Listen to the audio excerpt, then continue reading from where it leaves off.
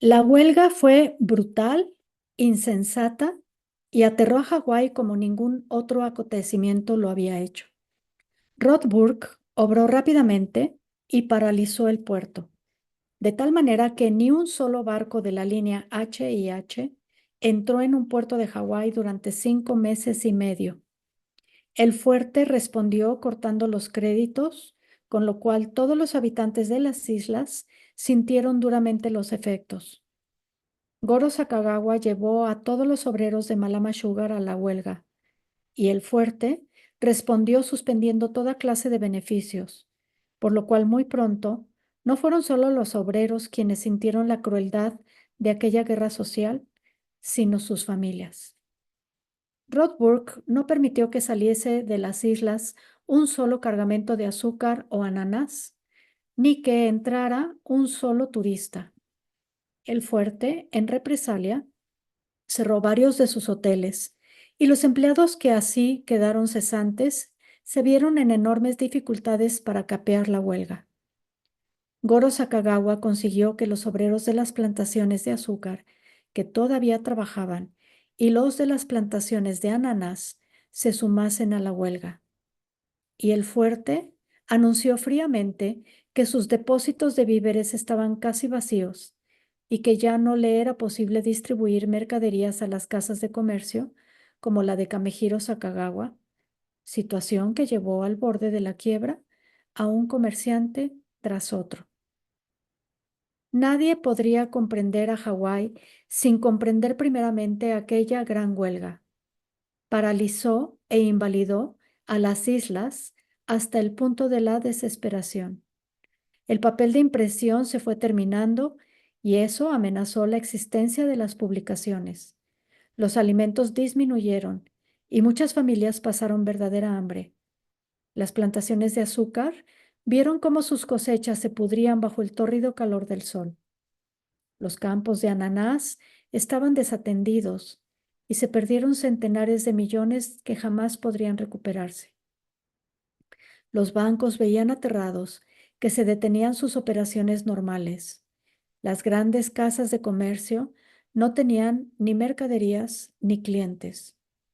Los médicos no podían cobrar a sus enfermos y los dentistas no tenían pacientes. Los grandes hoteles solo podían servir alimentos inadecuados y la vida de las islas fue deteniéndose paulatinamente. Porque una huelga en Hawái no era como una huelga en Florida. Era algo que el continente no había presenciado jamás. Porque en Florida, si el puerto paraba, era posible llevar alimentos por ferrocarril. Y si los trenes no corrían, quedaba el recurso de los camiones. Las familias que necesitaban alimentos podían organizar caravanas de coches, y si éstas fracasaban, siempre quedaba el supremo recurso de caminar. Pero en Hawái, cuando paraban los puertos, no existían alternativas y las islas quedaban postradas. Y entonces, en Hawái, al haberse probado la impracticabilidad de las relaciones industriales razonables, la estupidez del capital y el trabajo, estuvo a punto de destruir completamente las islas. Al comienzo del sexto mes de huelga, Goro Sakagawa, con 4 ayudantes, penetró en el salón de reuniones del fuerte y se sentó en la silla que había prometido a Hewlett Chanders que ocuparía algún día. Y en ese simbólico momento, una parte de su espíritu de lucha y de su inflexibilidad le abandonó. Seguro en su asiento, dijo con tono conciliatorio: Creemos que la huelga ha durado ya demasiado. Estamos seguros de que ustedes opinan lo mismo. ¿Hay alguna manera de ponerle fin? No permitiré que un obrero japonés, comenzó a decir Hewlett Chanders, pero Goro no le hizo el menor caso y se dirigió a Hale, a quien sabía un duro negociador. Señor Hale, dijo, mi comisión no va a tener en cuenta el hecho de que su negociador, el señor Hewlett Chanders, nos ha atacado por ser japoneses, porque sabemos que su primo, el coronel Mark Whipple, ofrendó su vida para que nosotros pudiéramos ser ciudadanos libres.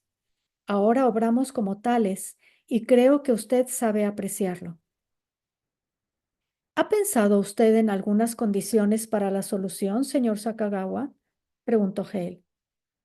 No pondremos fin a la huelga si no se reconoce oficialmente a nuestros sindicatos, respondió Goro. Hewlett Yander se hundió algo más en su sillón. Veía lo que se avecinaba.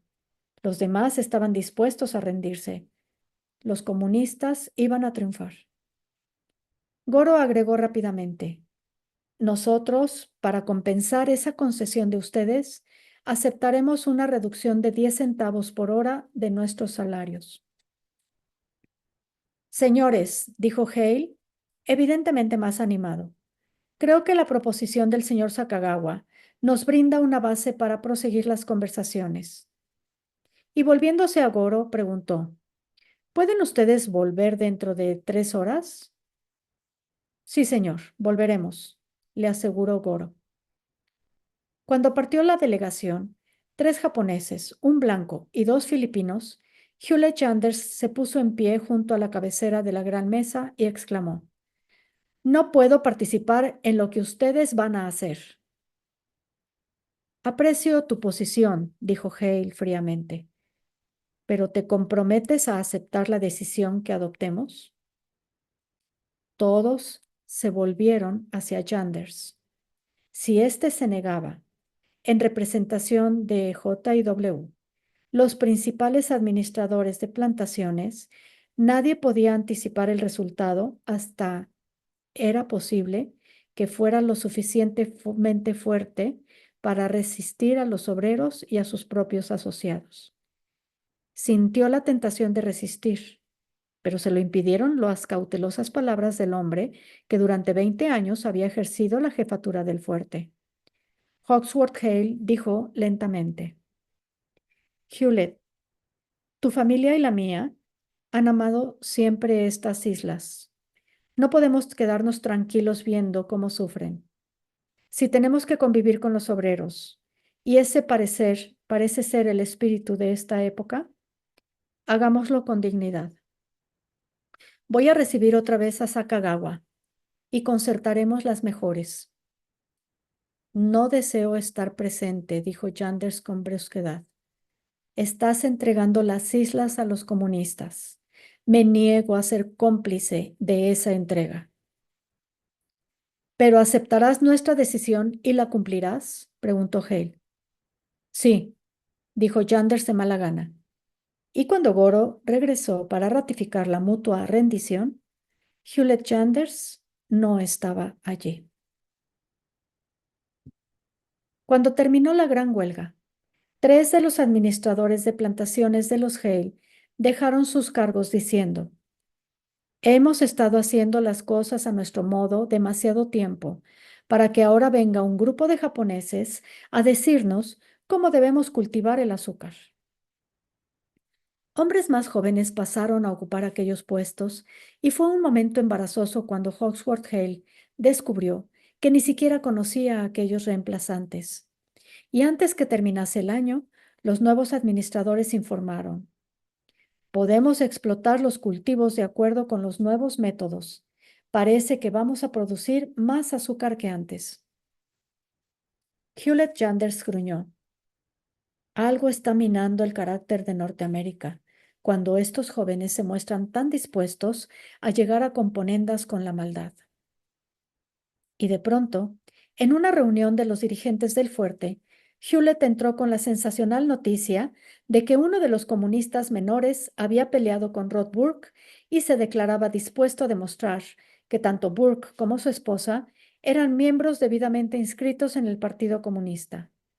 Aquello produjo gran excitación, que una serie de llamadas telefónicas llevó hasta la histeria. Son comunistas, gritó Hewlett. Les dije hace un año que Rod Burke era rojo, y lo es. Y ahora les digo que Goro Sakagawa también es rojo, y lo es. Hay que hacer algo, exclamó John Whipple. Nadie hará nada, interrumpió Hale. Ha ocurrido una gran cosa en nuestro favor. No tenemos que estropearla con precipitaciones.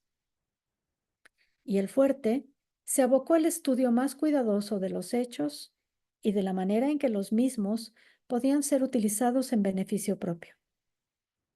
Pero el triunfo de aquel día fue empañado en cierto modo por el informe de un ayudante, quien dijo que mientras la atención de todos estaba fija en la huelga, parecía haber ocurrido algo raro, algo que no podía explicar. Extendió un mapa de la sección central de Honolulu y señaló en él ciertas zonas que estaban marcadas en rojo mientras explicaba. En los últimos 6 meses, todas las casas de comercio de esta manzana han sido arrendadas, a excepción de la que está en el terreno perteneciente a Joe Janders. ¿Se dan cuenta de lo que eso significa? Todos estudiaron el mapa en silencio y finalmente Hale dijo, sí, alguien ha estado arrendando esos terrenos bajo nombre supuesto. La fea sospecha circuló, pero no tardó en ser contenida por Hewlett Janders, que dijo, ¿por qué tienen que preocuparse? Ya le he advertido a Joe un centenar de veces que no debe arrendar su edificio sin antes consultar conmigo. Mientras él se niegue a arrendarlo, no habrá nada que temer. ¿Qué puede hacer nadie con solo esos pequeños terrenos? Llama a Joe enseguida, exclamó Hale, imperioso. Un ominoso silencio rodeó a Hewlett, que hablaba al teléfono. Hola, Joe. Habla Hughie. Joe, no has arrendado ese terreno grande tuyo, ¿verdad? Otro silencio. Y Hewlett Janders, pálido, colgó el auricular. No había necesidad de preguntarle lo que había oído. La noticia estaba pintada en su rostro. ¡Maldición! Gritó Hawksworth Hale, dando un golpe con el puño sobre la mesa. Nos han hecho una jugarreta. ¿Quién ha sido? Hewlett, ¿quién arrendó ese edificio? Hewlett se quedó con la cabeza baja mirando a la mesa. Me avergüenza decirlo. Kamehiro Sakagawa. Lo arruinaremos, gritó furioso Hale. No volverá a recibir un solo cargamento de mercaderías. Se tendrá que morir de hambre. John Whipple Holdsworth dijo, el problema es doble. ¿Quién fue el que fraguó esta jugarreta? ¿Y en beneficio de quién? Se produjo una larga discusión y por un lento proceso de eliminación, todos convinieron en que únicamente Hong Kong Key podía haber hecho aquello. Voy a llamarlo ahora mismo, exclamó Hale, y telefoneó a Hong Kong. ¿Fue usted quien compró esos arrendamientos? Y al recibir la respuesta, preguntó otra vez, ¿a quién representaba Hong Kong? Escuchó en asombrado silencio. Muchas gracias, Hong Kong, dijo y colgó el auricular. Fue la California Fruit, ¿no? Preguntó Janders. No, Gregory's, contestó Hale, sombrío. Se produjo un doloroso silencio. Aquello era el fin de una era. Finalmente, uno de los Hawksworth preguntó, ¿no podemos oponernos a eso por medio de la justicia? Si Hong Kong ha arreglado todos esos arrendamientos, dijo Hale, y dejó caer la cabeza entre las manos, sin terminar la frase. Luego agregó, ¿cómo han podido hacernos esto esa gente? Tu familia, Whipple, trajo a los Key al país y los atendió siempre afectuosamente. Esa maldita Hui de la familia empezó a base del terreno que tu antepasado, el doctor Whipple, regaló a los Key. Y esos malditos Akagawa, jamás me hubiera imaginado siquiera una ingratitud semejante en el viejo Kamehiro. Nosotros lo trajimos aquí, les dimos tierras, los cuidamos cuando eran tan pobres que casi no tenían que comer. Señores, esto es el principio de una interminable lucha.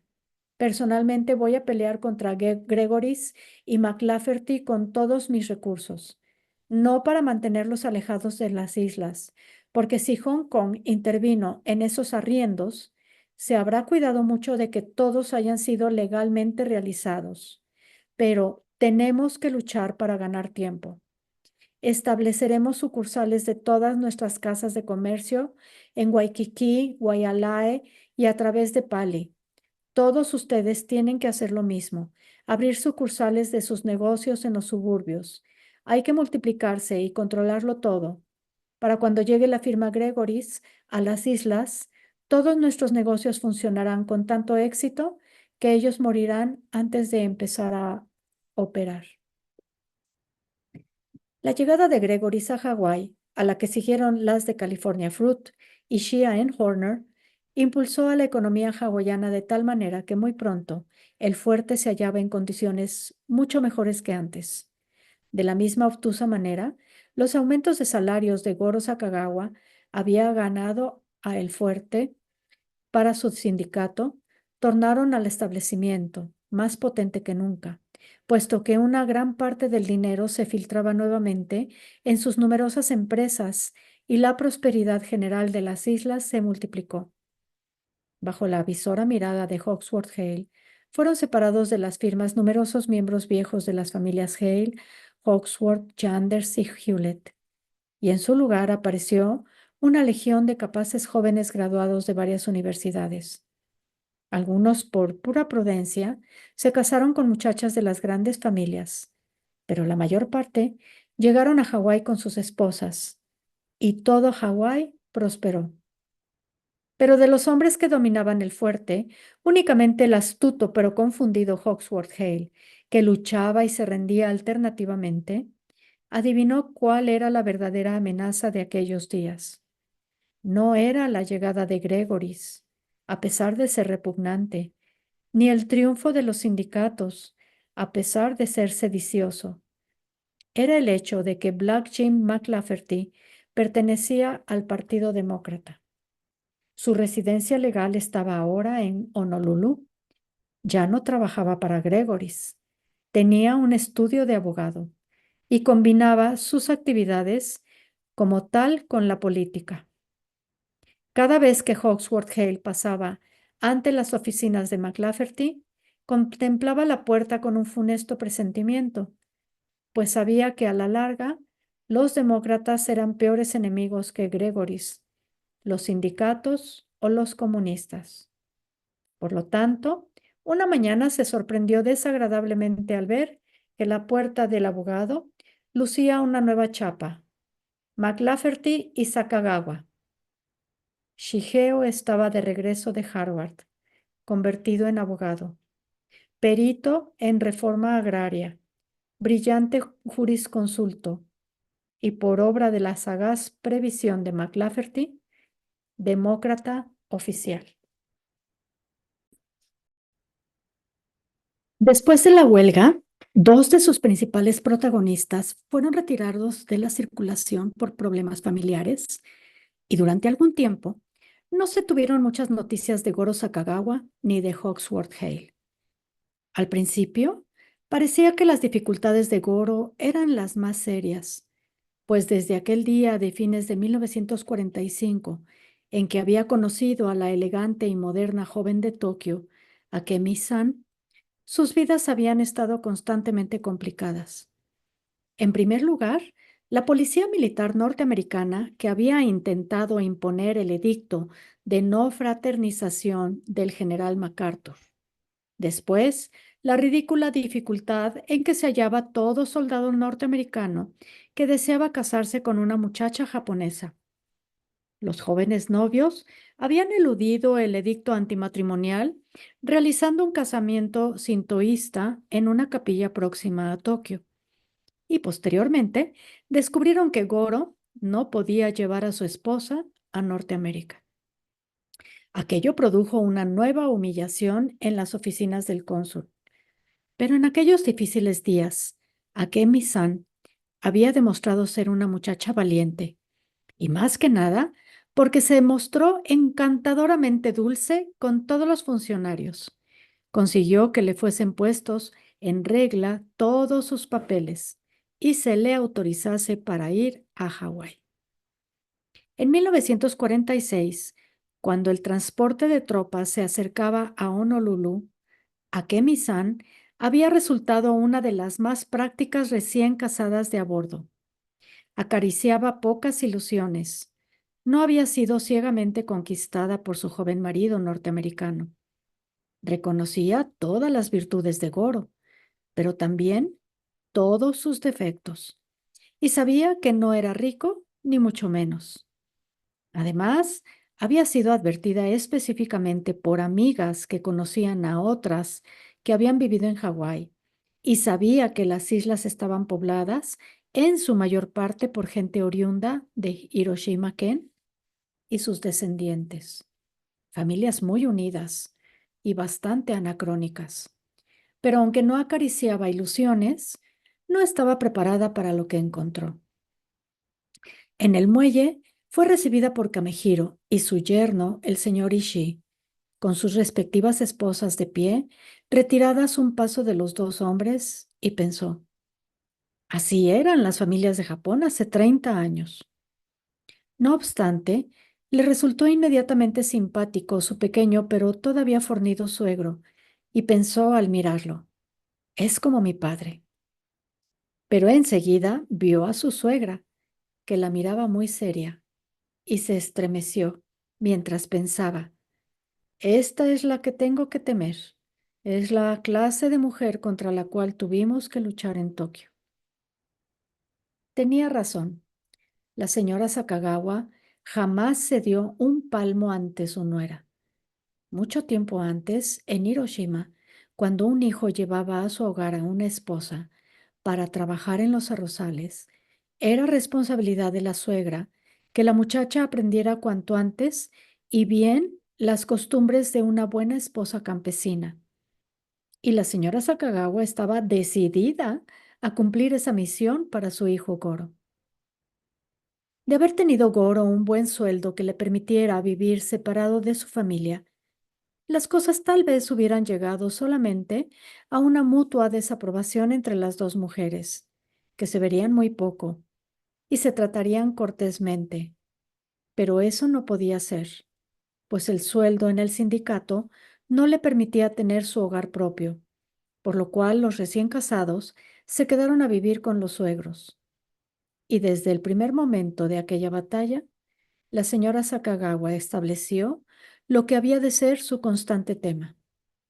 Cuando yo vine a Hawái, la vida era muy difícil y no hay razón alguna para que a ti te mimemos. ¿Es que tu madre pretende que yo vaya a los campos de azúcar a cortar caña todo el día? Preguntó una noche a Kemi, a su marido. Con el tiempo, Goro empezó a temer el momento de regresar a su casa, pues cada una de las dos mujeres lo llevaba a un rincón para explicarle los defectos de la otra y las discusiones del día. Lo que más irritaba a Akemi era una cosa pequeña, pero que iba minando su felicidad con Goro. Los Akagawa no habían hablado el japonés más correcto, ni siquiera en Hiroshima, y su larga permanencia en Hawái había corrompido positivamente aquel idioma, que ahora tenía mezcladas numerosas palabras de hawaiano, chino, jaole y filipino. Una gran parte de sus fraseologías eran incomprensibles para la joven, a pesar de lo cual ésta no dijo nada, y tal vez no lo hubiese mencionado nunca. Pero los Akagawa no eran tan considerados. Hallaban motivos de irritación en el correcto y preciso japonés que hablaba ella, y una noche la señora Sakagawa le dijo furiosa a Goro, tu mujer se cree superior a nosotros. Siempre habla como si tuviera en la boca un puñado de porotos que no quiere morder. Todos se rieron y Akemi se sonrojó. Adquirió la costumbre de esperar en el mercado hasta que una u otra de las esposas japonesas de soldados llegaban, y entonces, ansiosas, como refugiadas en una tierra hostil, hablaban entre sí su pulcro japonés, sin miedo a que nadie se burlase. Una noche dijo a Akemi, Goro, hay un concierto de orquesta esta noche. Creo que debíamos ir. Fueron, pero ella no gozó de la buena música, pues Goro estaba manifiestamente incómodo. Todo el auditorio, con excepción de algunos estudiantes, estaba integrado por blancos. ¿Es que los japoneses de aquí no van nunca al teatro o a conciertos?, preguntó. Goro interpretó la pregunta como el principio de una queja y murmuró: Estamos demasiado ocupados trabajando.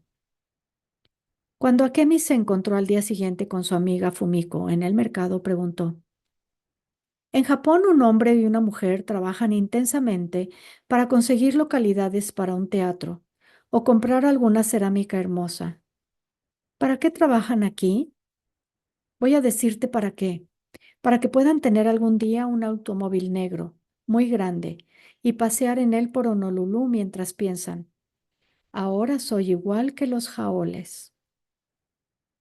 Las cosas mejoraron algo cuando Shigeo regresó de Harvard con su flamante título de abogado, pues entonces Akemi tuvo una persona inteligente con quien hablar, y ambos charlaban largas horas sobre política y arte. Akemi se asombró al enterarse de que Shig había visitado a menudo los museos de Boston, pero él le explicó: yo no habría ido, pero el doctor Abernethy y su esposa me decían siempre que un domingo en el cual uno no hiciese algo para perfeccionar su mente era un domingo perdido. En ese momento, la señora Sakagawa llevó aparte a Shigeo y le dijo: no tienes que hablar más con Akemi-san. Es la esposa de tu hermano y no es buena muchacha. Hará que te enamores de ella y entonces tendremos una tragedia en la familia. Ya le dije a Goro y a ti que trataran de huir de las muchachas de ciudad, pero él no quiso escucharme. Y ahora ya ves lo que ha ocurrido. ¿Qué ha ocurrido? Preguntó Shigeo. Que Goro ha sido atrapado por una muchacha envanecida y tonta. Música, libros y teatros todo el día. No piensa más que en hablar de política. No sirve para nada. No por lo que había dicho su madre, sino por la tentadora belleza de Akemi-san, Shigeo dejó de quedarse a solas con ella, por lo cual la vida de la infortunada joven se tornó más desesperada todavía. La salvó la llegada, un día, de una joven socióloga de la Universidad de Hawái, la doctora Sumi Yamazaki, cuyos padres eran también de Hiroshima. Era una brillante muchacha que estaba realizando una encuesta entre jóvenes japonesas casadas con soldados norteamericanos y llegó a Akemi cuando ya estaba a punto de terminarla. Akemi se presentó vestida con un tenue kimono de shantung, blanco y azul, pues no había querido aparecer demasiado moderna. Pero cuando vio a la doctora, se encontró con que era ésta quien vestía la última moda de París. Las dos simpatizaron enseguida y la doctora anotó mentalmente: Akemi Sakagawa se presentó vestida como con un kimono, por lo cual probablemente siente la nostalgia de su patria. Y después de dos preguntas exploratorias, pudo catalogarla con toda precisión. Su kimono me ha dicho mucho de usted, bromeó en excelente japonés. Usted tiene las siguientes quejas. En Tokio era una chica moderna que luchaba por los derechos de la mujer. Aquí se encuentra usted en un Japón más antiguo, todavía que el que sus padres conocieron. Considera bárbaro el japonés que se habla, yerma la perspectiva intelectual y no existente el punto de vista estético. ¿Tiene usted la impresión de que si esto es Norteamérica, le gustaría irse a otro lugar mejor? El patrón de vida aquí, ¿a qué me la interrumpió para decir? ¿Me consideraría usted demasiado tonta si le digo que deseo servirle una taza de té? Sí, siento una horrible nostalgia de mi patria. Las dos mujeres callaron mientras Akemi preparaba y servía el té con toda la ceremonia de Tokio. Y una vez terminado el ritual, la doctora Yamazaki continuó. Supongamos que fueran 100 los soldados que se casaron con muchachas japonesas. 60 de ellos son japoneses, 30 caucasianos y 10 chinos. ¿Y qué resultado dieron esos casamientos? Preguntó Akemi-san. Si tomamos las 30 afortunadas muchachas que se casaron con caucasianos, 28 de ellas son felices y algunas delirantemente felices. Dicen que no volverían a Japón por nada del mundo. Imposible, exclamó Akemi. Sí, lo que pasa es que cuando un blanco se casa con una japonesa, los padres del marido realizan un verdadero esfuerzo espiritual para simpatizar con la nuera. Y cuando tropiezan con una chica como usted, suave, delicada, culta, enamorada de su hijo, llegan a amarla más de lo que en realidad es necesario. Por eso la tierra es un cielo para ella. Hizo una pausa y prosiguió. Las muchachas japonesas que se casan con soldados norteamericanos descendientes de chinos encuentran un problema distinto. Los padres chinos se muestran disgustados y convencidos de que no pueden simpatizar con la nuera, por lo cual se pasan el tiempo antes de su llegada odiándola, a tal punto que, cuando ella llega, descubren que no es ni remotamente tan mala como se la figuraron. Y en cuanto ella demuestra que ama verdaderamente al hijo, las cosas marchan razonablemente bien. Sin embargo, en un número sorprendente de casamientos entre japoneses, el fracaso es completo. ¿Por qué?, preguntó Akemi.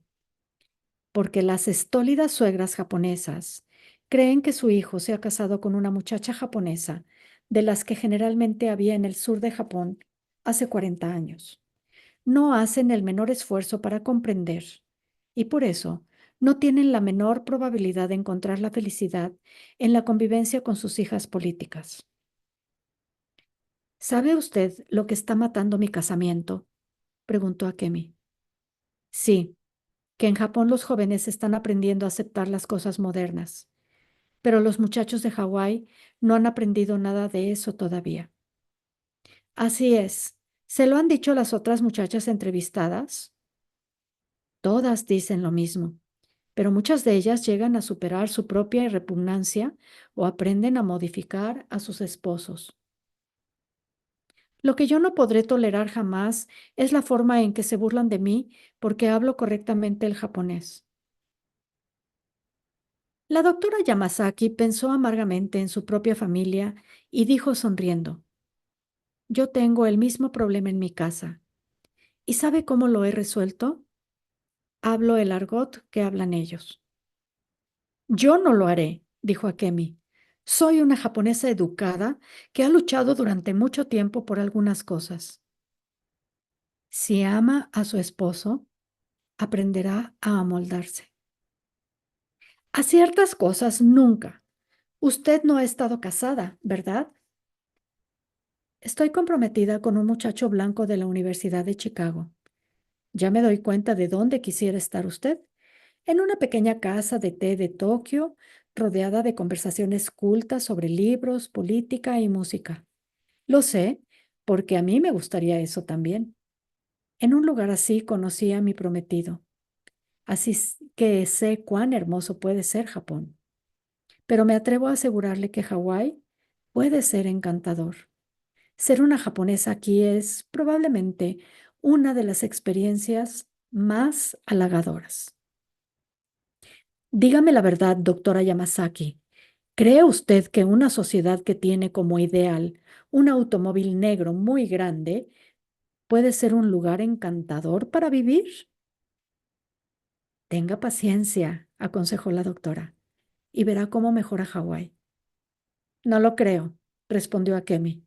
Para mí es un lugar estúpido al que nada ni nadie logrará cambiar.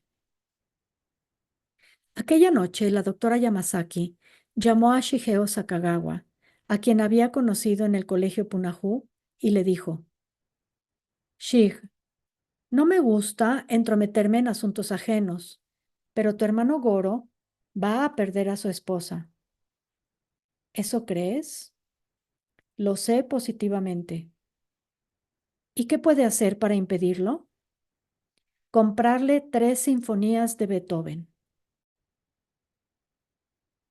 Mientras el dirigente obrero Goro Sakagawa hacía frente a esos problemas, o mejor dicho, no les hacía frente, Hawksworth Hale estaba preocupado principalmente por el inminente casamiento de su hija Noelani con su primo segundo o tercero Whipple Janders, hijo del magnate Hewlett Janders, de quien Hawksworth dependía tanto en los últimos años. Cuando Noelani era más joven, Hawksworth había acariciado la esperanza de que su hija encontrase un marido ajeno a las familias que integraban el fuerte.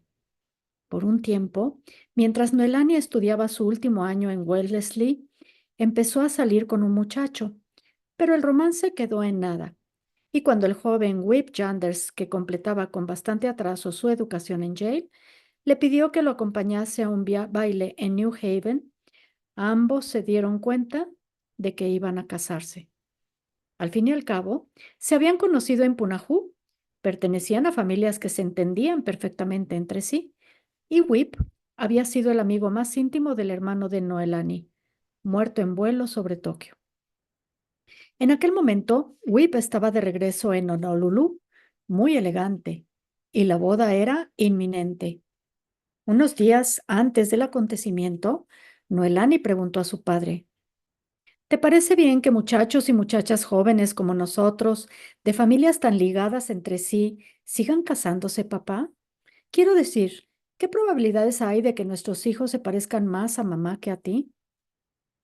Considerablemente preocupado, pues aquel era el oculto temor que le había hecho desear para Noelani un casamiento con algún joven desconocido, Hawksworth esquivó la respuesta y sugirió: ¿por qué no hablamos de esto con tía Lucinda? Siempre lo consultamos en cuestiones de familia. Se efectuó la consulta y tía Lucinda, después de una complicada y larga conferencia sobre la familia, como los Hale, los Hawksworth, Hewlett y los Whipple denominaban al conjunto de sus familias, la anciana bibliotecaria terminó diciendo: no me es posible imaginar un muchacho más apropiado para ti que Whipple Janders, y me siento muy feliz de que lo hayas elegido. Sé que serán muy felices ustedes también. El casamiento Hale-Janders fue un brillante acontecimiento social. Se celebró en la antigua iglesia misionera, que estaba literalmente cubierta de flores, y ofició en la ceremonia el reverendo Timothy Hewlett. Como he dicho antes, al principio parecía que las dificultades de Goro Sakagawa eran más serias que las de su ex rival Hawksworth Hale, pero la realidad fue muy otra, pues Noelani y Whipple llevaban solamente 4 meses de casados cuando él anunció repentinamente: no te amo, Noelani. ¿Cómo? Exclamó ella, asombrada y dolorida. Me voy a vivir a San Francisco, respondió Whipple. Whip, no te echo la culpa de nada, querida. Lo que pasa es que Eddie Shane ha puesto un apartamento. Es el muchacho con quien serví en la aviación durante la guerra. ¡Santo cielo, Whip! ¿Has hablado con alguien sobre esto? Mira, Noelani, no hagamos un caso trágico de este asunto. Parece que yo no sirvo para casado. ¿Pero estás dispuesto a casarte con Eddie Shane? ¿No es eso? Si quieres expresarlo así, bueno, lo estoy. Partió de Hawái y llegaron noticias a Honolulu de que él y Eddie Shane tenían un apartamento espacioso en el distrito de North Beach, en San Francisco, donde Eddie se dedicaba a la cerámica. Y Hawksworth Hale, al ver el efecto de aquel patético casamiento producía en su hija, pensó: a no ser que pueda ayudarla, habrá otra mujer encerrada en una habitación del piso alto. Pero no sabía en qué forma podía ayudarla.